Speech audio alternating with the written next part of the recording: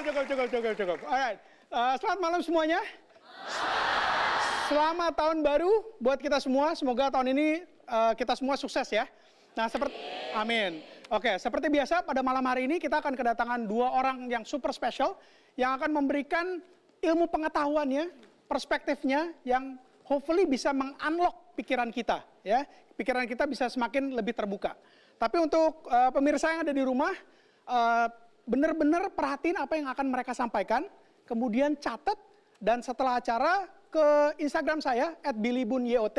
Di situ ada satu postingan mengenai episode pada malam hari ini.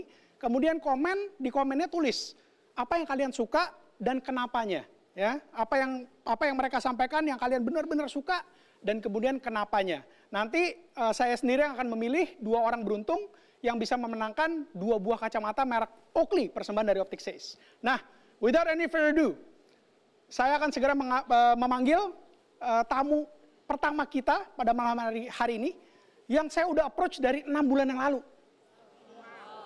Yes, susahnya setengah mati. Sorry, bukan dari 6 bulan yang lalu, dari tahun lalu berarti, udah setahun lebih. Ya kan? Oke, siapa lagi kalau yang nggak kenal di Indonesia sama orang ini mah kebangetan. Ya, karena bukan cuman kecantikannya, tapi karena karya-karyanya dan talentanya yang luar biasa. Please welcome Dian Sastrowardoyo.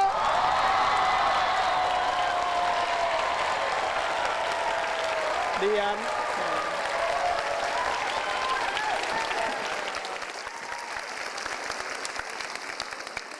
Halo semuanya, apa kabar? Mudah-mudahan bisa.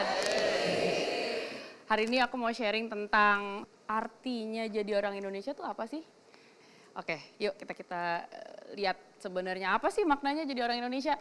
Apakah artinya kita harus suka makan sambal? Apakah kita harus jadi netizen yang selalu komen? Apa aja yang dilakukan sama orang-orang Indonesia itu selalu berubah dan selalu berbeda-beda setiap harinya. Cuma, ada yang tahu nggak kalau misalnya ditanya apa sih artinya jadi orang Amerika? Mungkin satu dunia ini yang bukan orang Amerika aja bisa ikut bantu ngejawab. American Dream itu adalah konsep bahwa orang Amerika yang benar itu biasanya nanti berkeluarga, punya rumah, tinggal satu keluarga, ibunya masak di rumah, bikin kue, cake gitu yang enak, yang masakannya harum, tercium di seluruh rumah. Nanti bapaknya pulang dari kerja, naik mobil, berarti punya mobil ya. Pulang nyampe di rumah nanti makan malam bersama anak-anaknya, mungkin lebih dari 1, 2, atau 3 anak sama istrinya yang sudah berdandan cantik dengan lipstik merah. Itu adalah konsep yang sudah terbangun dari tahun 1950-an. Itu adalah konsep yang akhirnya secara tidak langsung menjadi aspirasi untuk seluruh orang yang tinggal di Amerika. Bahwa mereka ingin menjadi the American Dream, American middle class. Punya rumah, ada halamannya, ada anjingnya lari-lari, ada white fence, ada pagar putihnya. Terus kadang-kadang ngobrol sama tetangga, gimana? Apa kabar? Istrinya baik, kemarin baru sembuh, apa bla bla. Itu adalah konsep yang dibangun oleh pemerintah dan itu dipropagandakan dalam hampir semua film yang ada di Amerika, semua iklan yang ada di Amerika, semua jualan makanan, jualan produk perbankan, jualan KPR rumah, itu semua berdasarkan konsep yang sama, yaitu the American Dream. Akhirnya perekonomian di Amerika terbangun berdasarkan konsep yang sudah tertanam itu. Yang menarik, kalau di Indonesia kan kita masih belum ada ya yang bikin konsep Indonesian Dream. Indonesian Dream itu seperti apa sih? Apa sih sebenarnya aspirasinya untuk menjadi orang Indonesia? Konsep seperti apa sih middle class Indonesia? Kita belum tahu dan kita sedang mendefinisikannya bersama-sama. Tapi sebelum aku ngomongin itu, aku pengen ngajakin teman-teman ngelihat skema ini. Aku lihat di research di internet dan aku ketemu sebuah fakta yang menarik buat teman-teman yang bisa lihat secara jelas. Skema yang diagram yang paling kiri itu menunjukkan angka yang paling tinggi. Jadi dari tahun 1970 jumlahnya masyarakat yang bisa tergolong middle class di Amerika itu tuh ternyata besar sekali, banyak sekali jumlahnya. Tapi ternyata jumlah itu menurun teman-teman. 1980 angkanya jadi lebih turun, 1990 lebih turun lagi, bahkan 2000 sangat sedikit, bahkan 2010. 1 dekade yang lalu ternyata jumlah middle class Amerika itu sangat menurun. Apa sih middle class Amerika? Ternyata mereka punya, secara statistik mereka punya beberapa parameter untuk bisa menunjukkan orang tuh udah bisa tergolong middle class atau enggak. Mereka harus punya daya beli, mereka harus punya penghasilan tetap, mereka harus punya mungkin tabungan di bank sehingga mereka harus bisa mencicil rumahnya atau mencicil mobilnya, mereka penggerak ekonomi. Nah, teman-teman, kalau kita lihat nih ya, jadi middle class Amerika itu kan menurun jumlahnya. Kita nggak tahu kenapa dan kita nggak akan masuk ke situ lebih dalam. Saya mau bahas middle class yang ada di Indonesia. Diagram ini saya dapat dari McKinsey Research tahun 2006 atau 2008 kalau nggak salah. Nah, teman-teman yang warnanya merah tua ini adalah middle class atau consuming class di sini bahasanya. Apakah mereka itu? Mereka adalah orang-orang Indonesia yang sudah dianggap memiliki daya beli. Berarti mereka adalah orang-orang yang punya pekerjaan tetap. Pekerjaannya boleh apa aja, yang penting mereka punya penghasilan tetap, mereka bisa makan, beli Gojek, bisa GoFood, ya kan, bisa jajan, bisa pergi ke bioskop kalau lagi sama keluarganya liburan atau pulang kerja. Mereka punya daya beli untuk menghidupkan perekonomian Indonesia. Mereka bisa membeli barang dan jasa. Yang warnanya merah muda itu apa? Itu orang-orang yang berada di luar consuming class, yaitu orang-orang yang berada di bawah consuming class. Mereka parameternya tuh punya penghasilan cuma mungkin sangat masih jauh lebih sedikit dibandingkan mereka yang dianggap consuming class. Teman-teman, yang justru pengen aku bahas di sini adalah gini, yang bagan yang paling kiri itu 2010, bagan yang kedua itu 2020. Kita bisa lihat yang warnanya merah tua lebih tebal daripada yang bagian paling kiri. Pas kita lihat lagi forecast-nya atau ramalannya, ternyata tahun 2030, 2020 bahkan 2030, yang warnanya merah tua akan jauh lebih tebal dibandingkan yang merah muda. Ini menarik banget teman-teman.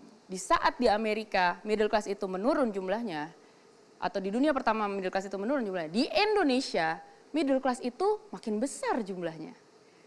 We are the growing middle class.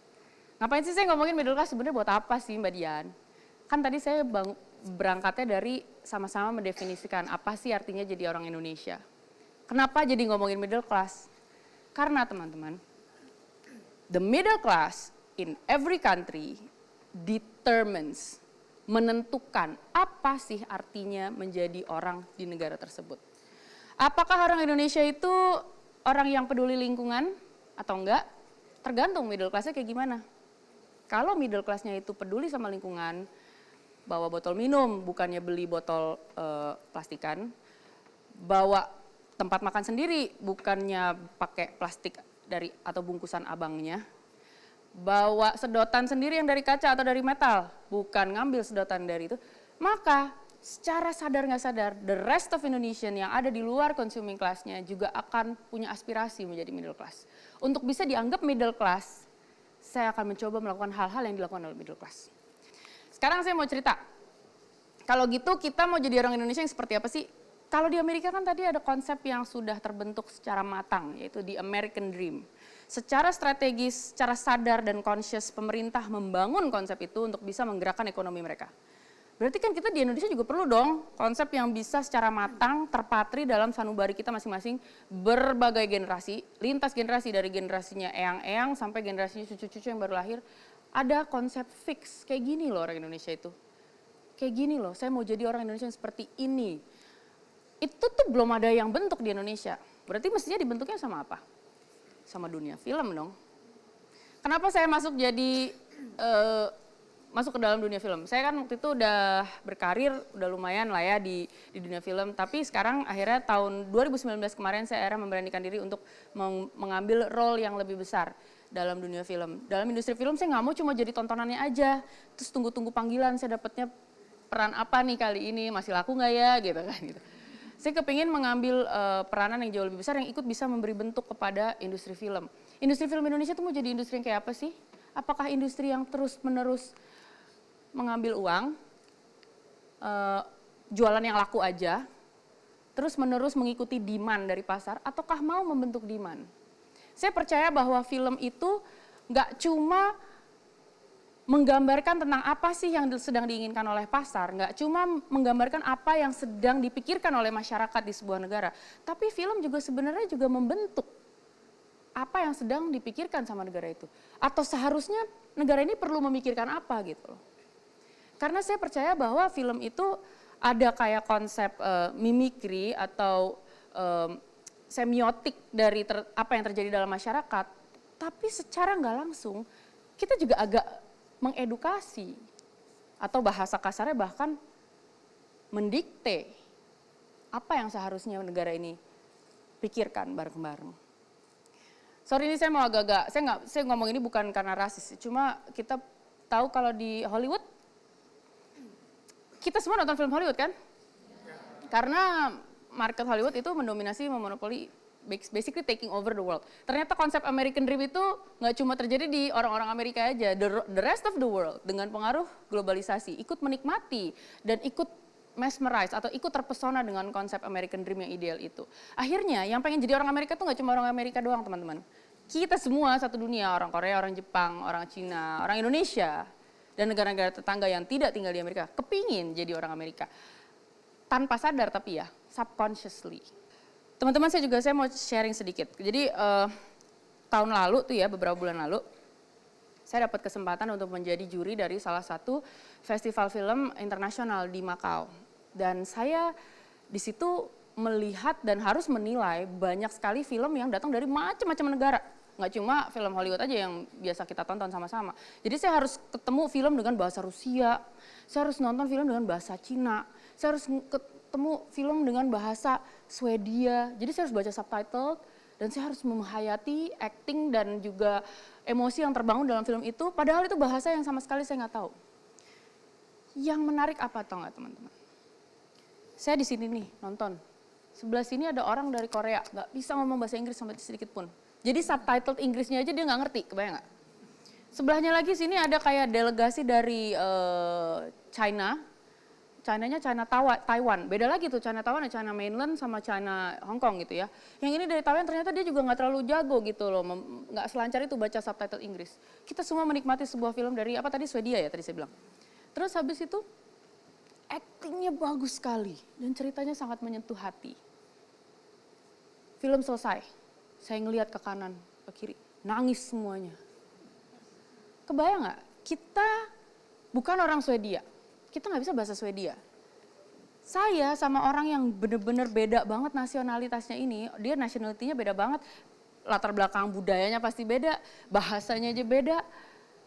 Pastinya dia latar belakang ekonominya apa pekerjaannya wallahu alam, saya nggak tahu dia dari mana. Tapi kok bisa saya merasakan emosi yang sama orang-orang yang sebenarnya totally strangers di sebelah saya.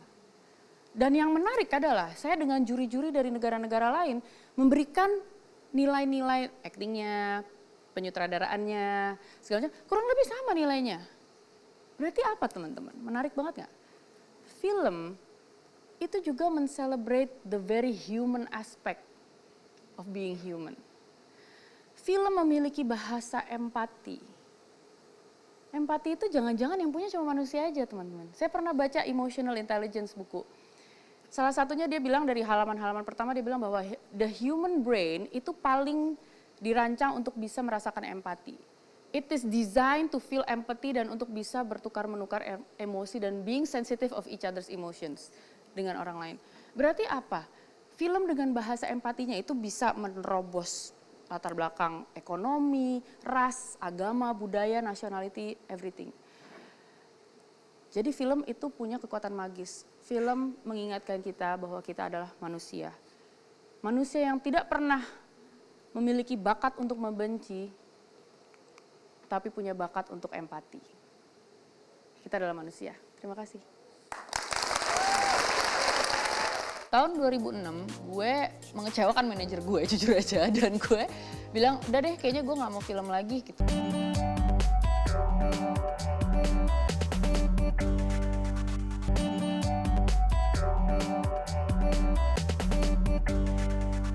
Dian, thank you so much udah sharing, bener-bener unlocking pemikiran.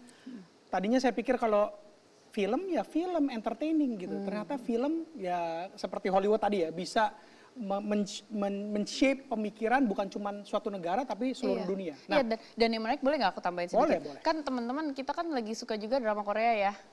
Ya aku juga baru mulai nonton tuh. Jadi ternyata kayaknya mengenali strateginya si Hollywood, ternyata Korea juga udah mulai tuh melakukan itu. Dan secara nggak sadar, pada saat kita udah mulai termehek-mehek dengan drama Korea, akhirnya kita mulai memperlakukan pacar kita seperti opa-opa. Ya kan? Terus mulai makeup kita mirip biar kita kayak oni-oni gitu. Kayaknya gemes-gemes gimana lu gitu kan. Itu kayak gitu, itu kebayang gak sih bagaimana sebuah film, sebuah konten, sebuah hegemoni dari industri kreatif itu bisa masuk ke alam bawah sadar kita dan itu kita nggak sadar loh. That's why itu masuknya ke alam bawah sadar. Oke, apa yang barusan dia ngomongin sama Dian saya nggak ngerti. Kalian semuanya ketawa gitu kan, kalian semuanya benar-benar K-pop abis nih ya. Oke, tapi gini pertanyaannya Dian. Jadi Indonesia atau Dian nih sekarang sebagai produser film, kedepannya pengen nge-shape Indonesia yang kayak gimana lewat film-film Dian?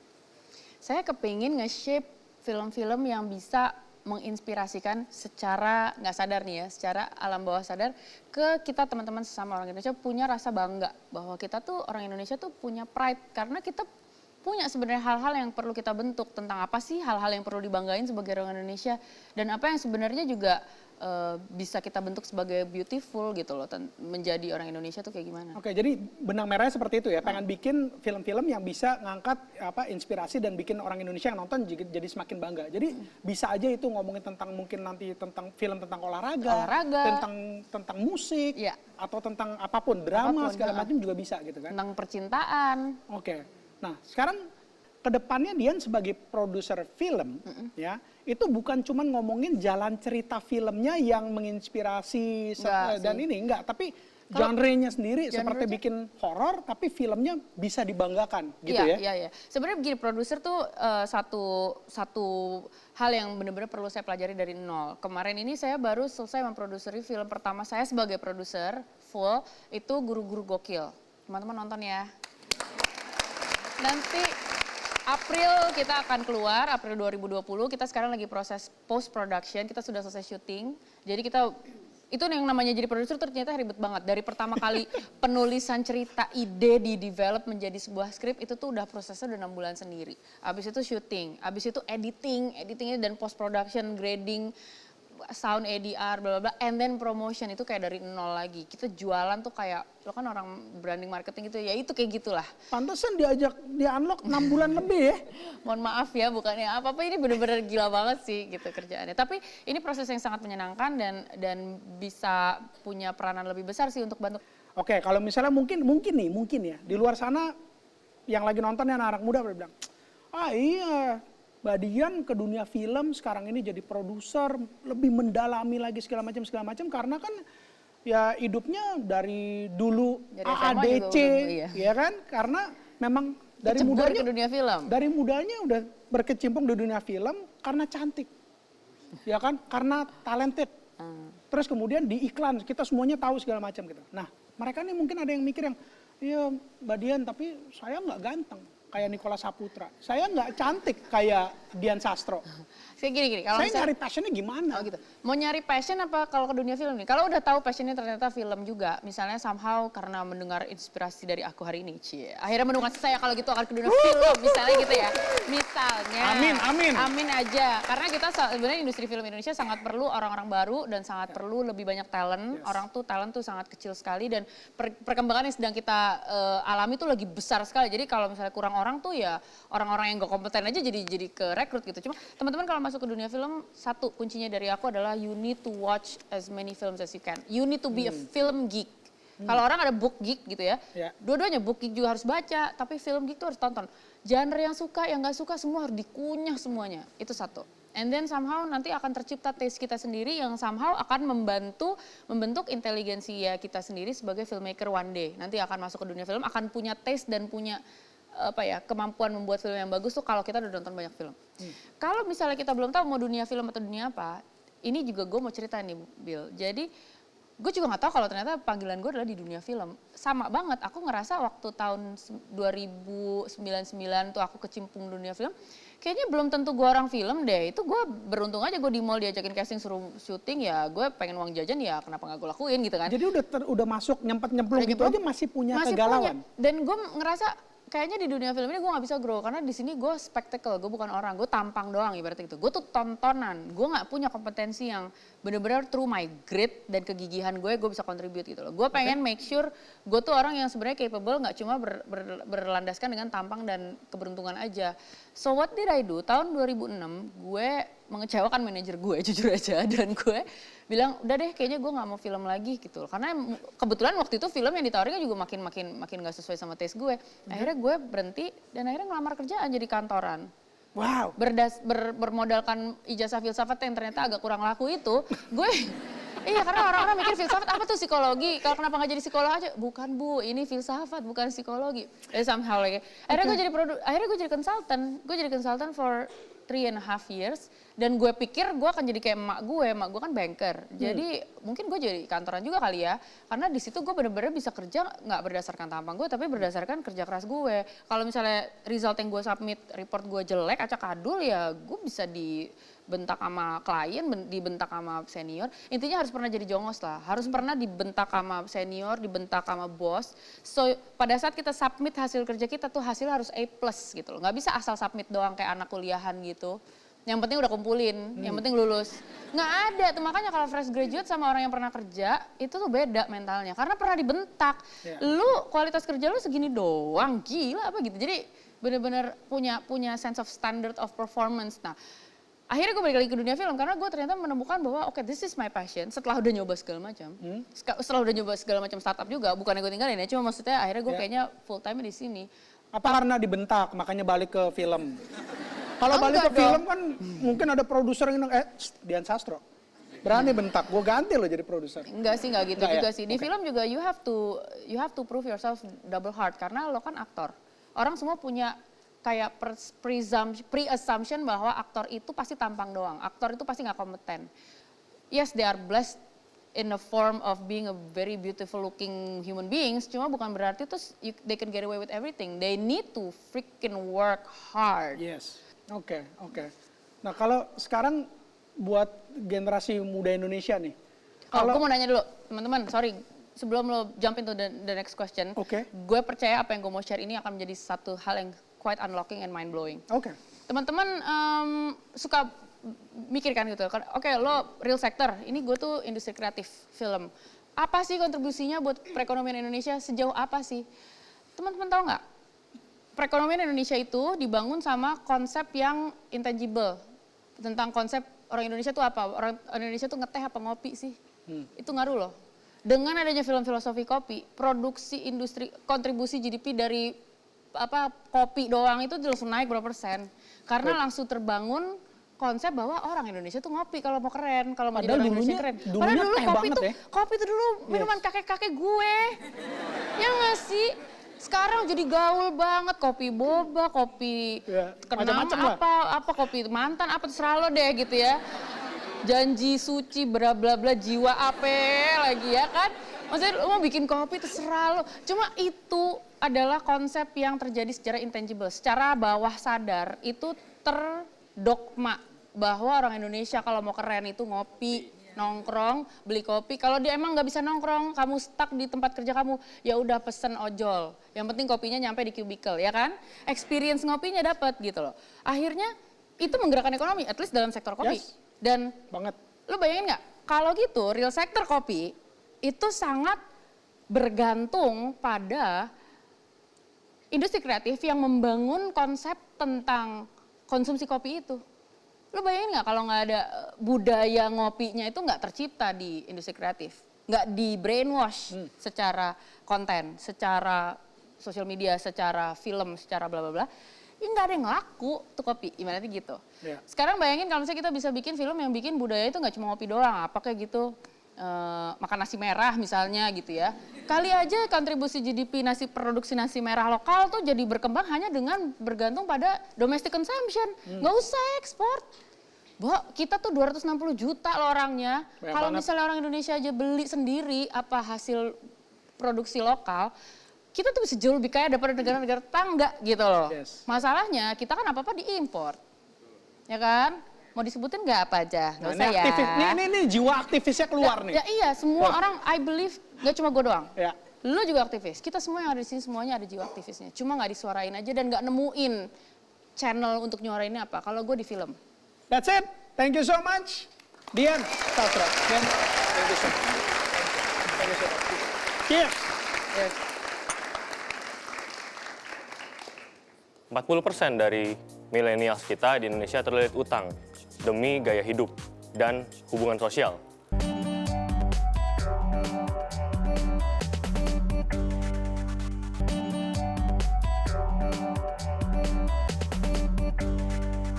Oke, tamu berikut yang akan hadir di panggung ini adalah seorang anak muda yang kalau dilihat dari mukanya kayaknya umurnya masih 10 tahun ya. Tapi of course nggak 10 tahun.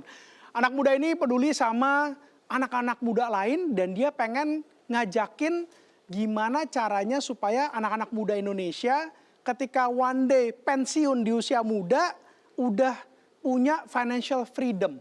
Nah, menarik kan? So, without any further ado, saya akan memanggil seorang CEO dari equity crowdfunding bshare.id, Mas atau Dek kali ya, Dek Heinrich Vincent.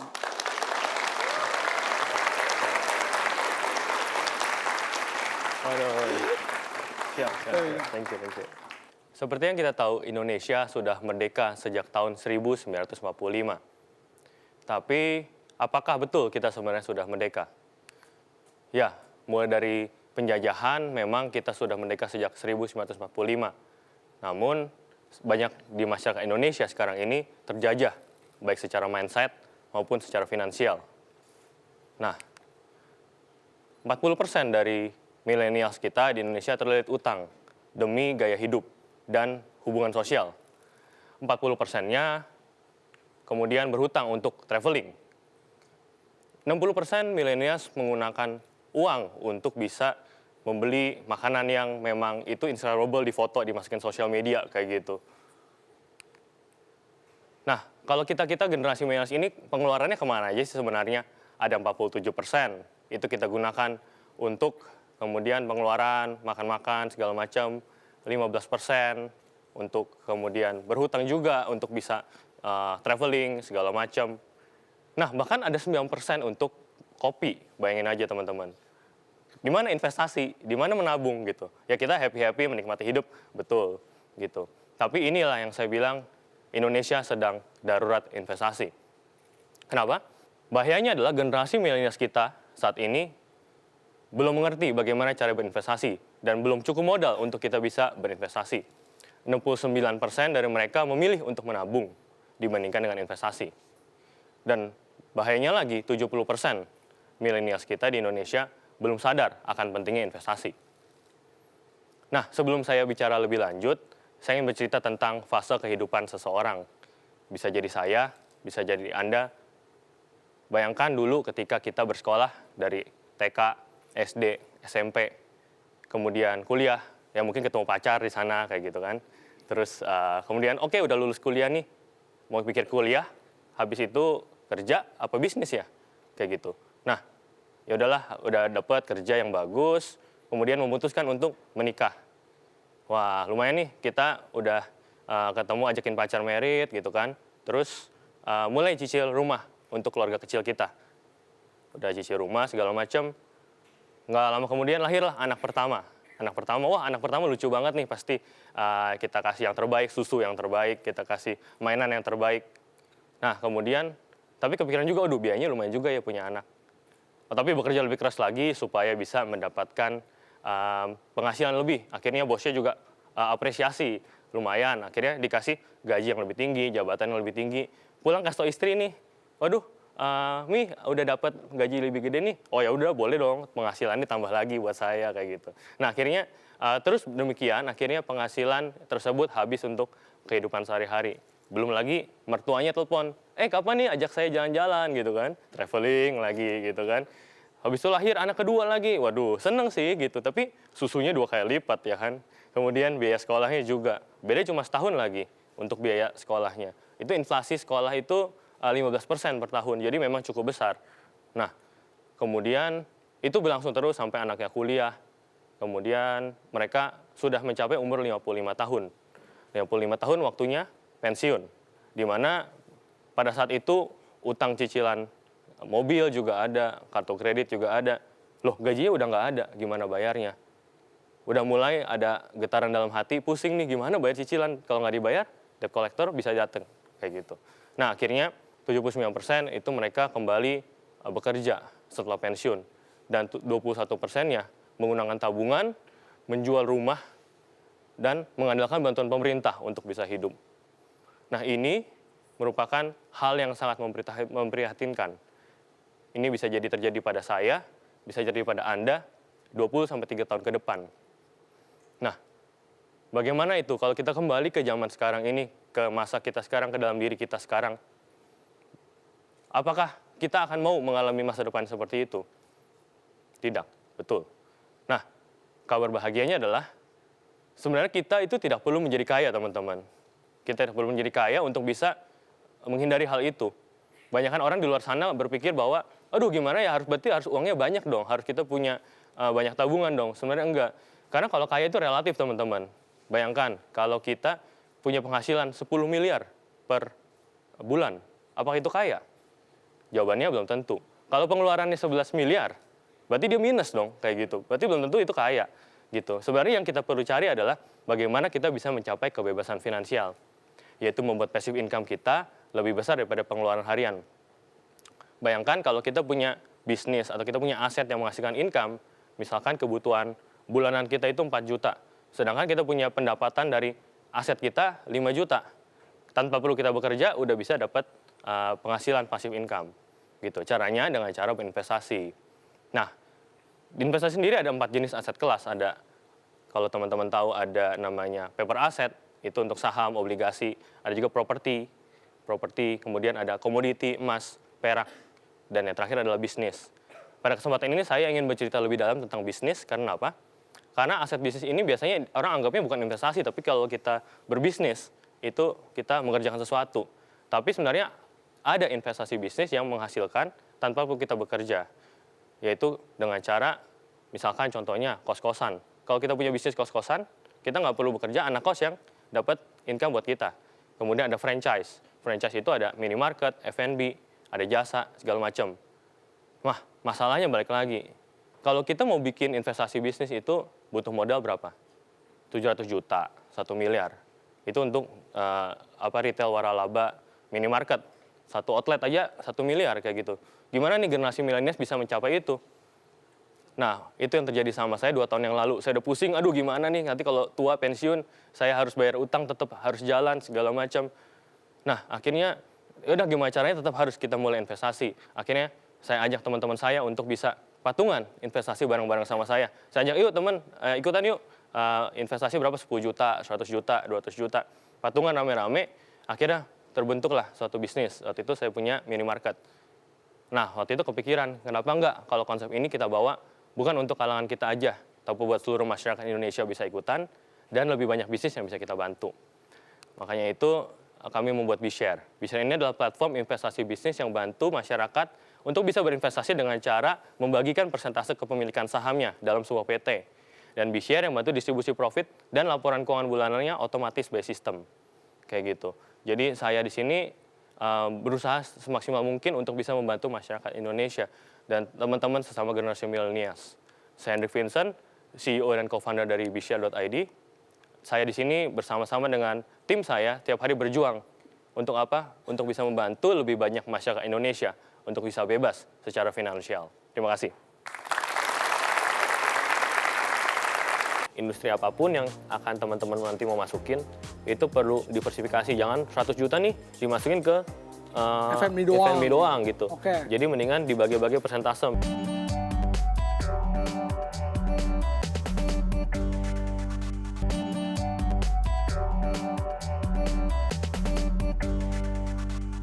Thank you so much udah sharing fakta-fakta yang cukup mencengangkan tadi ya. Yang seharusnya bikin seluruh pemirsa Metro TV ini jadi yang masa sih gitu kan. Tadi yang saya kepikiran yang oh my goodness gitu. 79% banyak orang yang udah pensiun kemudian harus kerja lagi. Kembali. Betul. Wow, itu menyedihkan dan memprihatinkan banget gak sih? Iya betul. Bahkan banyak yang saya jumpai waktu itu mereka bingung nih gimana caranya untuk mendapatkan uang untuk bisa hidup karena walaupun dia dulu manajer direktur. Karirnya bagus-bagus aja dulu ya. Cuman nggak gitu. mikirin pada saat pensiun harus gimana gitu. Betul. Akhirnya mereka harus utang segala macam, rumahnya hampir disita kayak gitu-gitu. Itu banyak yang saya temuin kayak gitu. Nah itu yang membuat saya juga prihatin juga gimana caranya nih supaya kejadian tersebut nggak dialami pada generasi kita juga nantinya kayak gitu sih. Gitu. Oke, nah kalau fast forward ke sekarang adalah B-Share ini berarti equity crowdfunding ya. Jadi intinya ngajak investor-investor yang rata-rata sekarang ini investor muda yang ada Ya, di sini. muda, milenial 25 sampai 35 tahun lah. Oke, paling banyak di 25 sampai 35 tahun. Sekarang betul. sekarang investornya ada berapa di platform B-Share? Sekarang udah hampir 25.000 di seluruh Indonesia. Ada 25.000 investor muda di B-Share saat ini. Betul, betul. Oke, berarti boleh dibilang mereka-mereka itu yang udah sadar ya bahwa sadar tentang kebebasan finansial Betul, gitu ya. betul, betul. Nah, kenapa sih mereka tertarik untuk ikutan di B-Share gitu? Iya, sebenarnya ini kembali dari pengalaman saya sendiri dan teman-teman di tim B-Share juga bahwa kita ini timnya saya sendiri sekarang ada baru sekitar 19 atau 18 orang yang memang rata-rata millennials juga. Jadi kita sebenarnya udah tahu nih bagaimana strategi ataupun mindset investasinya, tapi kita nggak punya cara untuk take action karena terpengaruh oleh kalau misalkan kalau investasi butuh ratusan juta, miliaran. Untuk gitu. apalagi ya, let's say kayak untuk franchise gitu ya. Franchise kayak gitu itu ratusan juta Iya. kayak gitu, dan kalau kita mau dapat kayak gitu, waduh kalau kita sekarang nggak punya uang sebanyak itu gitu. Mau nunggu sampai kapan Mau sampai nabungnya kapan gitu kan? nabungnya gitu. Akhirnya ya kita harus ada suatu cara nih untuk kita bisa, ya kalau biasa kalau zaman dulu kan patungan lah ya, kita Iya, joinan betul, lah betul. kayak gitu. Ini sebenarnya ini sebenarnya platform teknologi patungan, bener Betul, nggak sih? betul. Iya kan? Jadi kalau dulu kita patungan sendiri manual gitu, ajak-ajakin teman, yuk kita gabung bisnis bareng. Nah, Iya. ini kita bisa gabungan, joinan sama seluruh masyarakat Indonesia untuk buat di suatu tempat yang bahkan kita juga kalau sebagai investor juga bisa mempromosikan juga. Jadi bisnisnya juga makin bagus kan sebenarnya. Oke. Ini yang ya apa sih semua franchisor ya boleh dibilang Franchisor, ya. ya. Yang pemilik brand ini semua di due diligence dulu kan? Iya betul, jadi begitu masuk ke kita, itu harus daftar dulu dan ada analis timnya yang akan cek legalnya seperti apa. Jadi akan dilihat, udah bagus belum beberapa outlet yang udah pernah dibuka seperti apa performance-nya. Tujuannya apa? Supaya kalau kita mau bebas finansial, goalnya tadi kita harus juga pilih kendaraan yang bagus juga. Iya benar. Betul kan? Gitu. Jadi So-soan mau bebas finansial begitu invest kemudian kendaraannya salah gitu Iya, ya. betul. Yang ada tiap bulan malah harus nombok gitu. Nggak asik banget ya. Benar. Jadi memang dipilih dengan sangat hati-hati sih kayak gitu. Oke. Nah kalau yang bayangan Vincent gitu ya, dengan sekarang ini ada 25.000 anak muda yang mendaftar jadi investor gitu.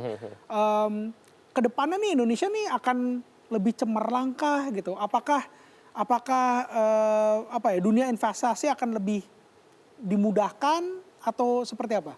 Iya sebenarnya ini saya juga nggak nyangka juga ya bakal seantusias ini sebenarnya, karena awalnya dulu kita kepikiran bahwa ya udah karena ini adalah suatu kebutuhan yang kita rasa masalah yang dihadapi oleh banyak orang, akhirnya kita buat gitu. Tapi dengan adanya ini kita sekarang bisa membuka peluang yang sangat besar sekali.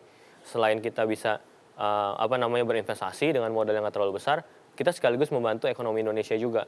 Bayangin kalau kemarin itu yang contohnya Padang Sederhana itu ada 115 investor. 115 investor 115. keroyokan untuk membuka satu cabang gitu ya? Betul. Oke. Dan itu mereka itu akan jadi punya rasa memiliki yang cukup lumayan bagus. Akhirnya setelah itu mereka bisa promosiin ke temannya, akhirnya masukin catering ke sana kayak gitu. Jadi bisa meningkatkan omsetnya juga restorannya tersebut. Jadi selain kita invest dapat untung, kita bantu bisnisnya bisa berkembang lebih cepat. Jadi bukannya cuman keroyokan ngomongin funding untuk ngebukanya Bukan. dulu, tapi setelah itu marketingnya bisa bareng-bareng juga gitu ya? Betul. Jadi itu memang suatu kelebihannya. Jadi crowd-nya itu sendiri jadi peluang untuk kita bisa scale up bisnis-bisnis UKM di Indonesia secara lebih pesat. Oke. Ini nggak takut gagal karena memang anak orang kaya kali? Waduh, enggak. Nggak, ngaku. Nggak apa-apa, kita nggak akan siarin di Metro TV kok. Enggak, jadi sebenarnya keluarga saya itu juga keluarga menengah biasa-biasa aja. Memang hidupnya berkecukupan juga gitu. Tapi saya sama orang tua juga ya sama sebenarnya kendalanya. Dulu kita nggak mulai dari awal. Kita nggak kayak, mungkin banyak sama kayak teman-teman semua, kita nggak tahu bagaimana cara berinvestasi. Kalau boleh balikin waktu ya kita pengen ya dari awal udah bangun aset lah kayak gitu. Jadi memang ini semuanya kita modalnya dari nol juga, kita kumpulin patungan sama teman-teman yang tadi untuk ngebangun B-Share kayak gitu. Jadi memang benar-benar perjuangan ya sekitar hampir 2 tahun ya kayak gitu. Oke, jadi setelah 2 tahun ini terus kemudian sekarang ini berjuang dan boleh dibilang masih berjuang lah ya sekarang ya Betul, di share betul, ya betul. untuk bisa lagi serving lebih banyak franchiser, kemudian lebih banyak lagi investor muda Indonesia. Nah kalau ngelihat kan perusahaan teknologi ya boleh dibilang Iya, ya. betul, betul. Pasti punya banyak data juga gitu. Nah, udah dilihat, bocorin dong buat kita semua gitu ya. Indonesia ke depan nggak usah jangka panjang deh. 2-3 tahun ke depan deh. Bisnis di kategori industri apa yang kira-kira bagus untuk kita investasi? Wah. Saya juga pengen tahu soalnya. Oh iya, sebenarnya ya kalau boleh sharing, sebenarnya kalau di OJK sendiri kita nggak boleh memberikan rekomendasi Oh katanya. gitu. Tapi Nggak. Ini kita nggak dionerin. Iya. jadi kita pasti sekarang banyaknya F&B sih. F&B Oke. sangat-sangat bagus banget karena Which is kelihatan banget lah ya, Iya. menjamur di mana-mana. betul di bisnis-bisnis di kita F&B banyak banget karena kan kebutuhan pokok ya makanan itu pasti. Kemudian di bidang jasa juga mulai banyak kayak barbershop gitu. Itu kan sekarang lagi bagus banget tuh, kayak semua orang pasti tiap bulan potong rambut. Ya, kayak gitu. Nah, itu bagus. Kalau yang mau high risk itu kayak yang bentuknya agriculture, itu sebenarnya kita boleh tapi harus bagi-bagi resiko karena kan itu juga ada high risk high return-nya juga gitu. Jadi memang saya sarankan industri apapun yang akan teman-teman nanti mau masukin itu perlu diversifikasi. Jangan 100 juta nih dimasukin ke F&B doang gitu. Oke. Jadi mendingan dibagi-bagi persentase, misalkan ya udah 10 juta, tapi kalau yakin boleh misalkan yang 50 juta, tapi ya bagi-bagi. Jadi kalau ada yang satu yang naik, ada yang satu turun, jadi tetap bagus. Oke, jadi investasi jangan hanya karena ikut-ikutan temen ya. Betul. Tapi cari tahu dulu dan kemudian kalau kita yakin baru kita investasi, ya. Dan investasinya juga kecil-kecil dulu ya, jangan langsung jebret-jebret gede ya. Betul. Kalau kayak gitu, kalau gede, ya kalau untungnya gede, dapatnya besar. Tapi kalau rugi, ya ruginya besar juga. Oke, dan sebagai pemula lebih baik kita tidak sarankan untuk langsung gede-gedean ya. Betul. Alright. So, untuk pemirsa di rumah, that's it. Perbincangan saya dengan Vincent dan juga dengan narasumber yang pertama gitu ya. Dan langsung ke Instagram saya di @billybunyot dan tulisin apa aja yang kalian suka dari kedua narasumber yang sudah berbagi pada malam hari ini. Tulis di komennya dan tulis kenapanya ya, karena nanti yang beruntung bisa dapetin 2 buah kacamata Oakley dari Optic Says. Until next month, be inspired, I'll see you on top. Vincent, thank you so much. Mau nyari passion apa kalau ke dunia film nih? Kalau udah tahu passionnya ternyata film juga. Misalnya somehow karena mendengar inspirasi dari aku hari ini. Akhirnya mendukung saya kalau gitu akan film. Misalnya gitu ya. Misalnya. Amin. Ini nggak takut gagal karena memang anak orang kaya kali? Waduh. Hah? Enggak. Nggak ngaku. Nggak apa-apa. Metro TV, knowledge to elevate.